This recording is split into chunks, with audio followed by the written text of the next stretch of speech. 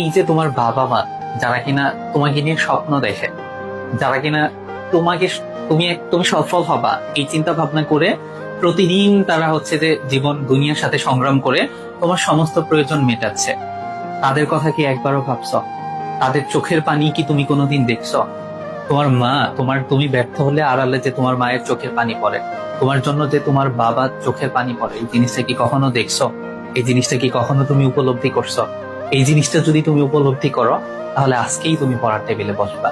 কেননা তুমি ব্যর্থ হলে শুধু তুমি ব্যর্থ হবা না, তুমি ব্যর্থ হলে তোমার বাবা মা ব্যর্থ হবে। তুমি কি চাও তোমার কারণে তারা সমাজের কাছে ছোট হোক? তুমি কি চাও তোমার জন্য তাদের এতদিনের স্বপ্নটা ভঙ্গ হয়ে যাক?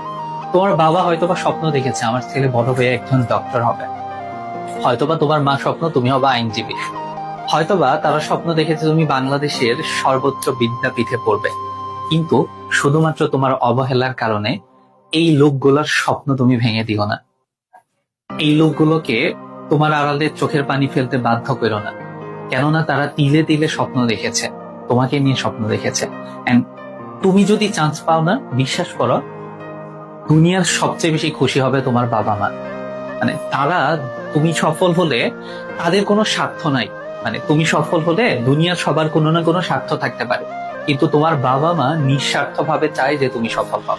যেই দিন তোমার বিশ্ববিদ্যালয় ভর্তি পরীক্ষার রেজাল্ট দিবে, ওই দিন তুমি সার্থক হওয়ার পরে তোমার বাবা মার যে খুশি, এটা তুমি আসলে দেখলে পরে বুঝবা যে তারা কতটা খুশি হয়।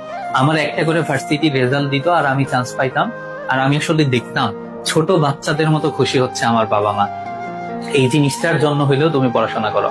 ওই দিনটা হবে তোমার লাইফের বেস্ট একটা দিন, যেদিন তুমি সাফল্য নামক জিনিসটা তোমার বাবা মার হাতে তুলে দিতে পারবা। তাই আর ফাঁকিবাজি না করে পড়ার টেবিলে বসে যাও।